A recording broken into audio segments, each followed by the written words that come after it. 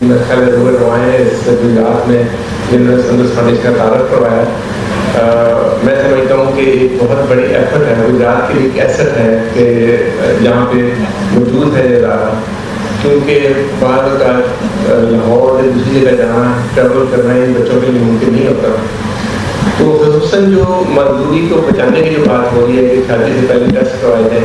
اسی طرح میں یہ کہوں گا کہ جو معذوری بہت ہی آپ دیکھ لیں بچے جو ہیں, اور اسی طرح آپ نے دیکھا ہو بچے پیدا ہوتے ہیں کمر کے اوپر تھوڑا سا ہوتا ہے, اور جن کی معذوری اس میں ایک بہت بڑی امپورٹنٹ چیز ہے کہ اس میں بہت سے ایسے ایلیمنٹس ہوتے ہیں جس طرح فولک ایسڈ ہے. یہ ایک ایسی چیز ہے جس میں بچہ جب بن رہا ہو وہاں پہ ڈسٹربنس آ جاتی ہے فولک ایسڈ کی کمی سے. تو یہ بہت سستی سی گولی معمولی سی چیز ہے. تو میں یہ کہوں گا کہ جب بھی ہم تو ایڈوائز یہ کرتے ہیں کہ جب شادی کی ڈیٹ فکس ہو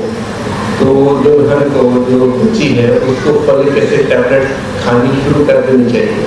کیونکہ بہت سی ایسی معذوریاں ہیں جو آپ دیکھیں گے معاشرے میں بچے ہیں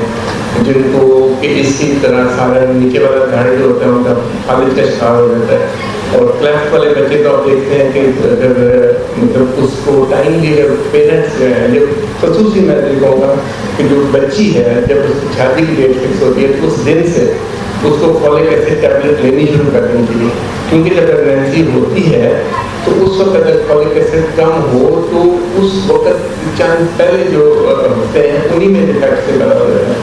تو میری یہ ریکویسٹ ہوگی آپ سب لوگوں سے کہ یہ بات بھی آپ ضرور پھیلائیں معاشرے میں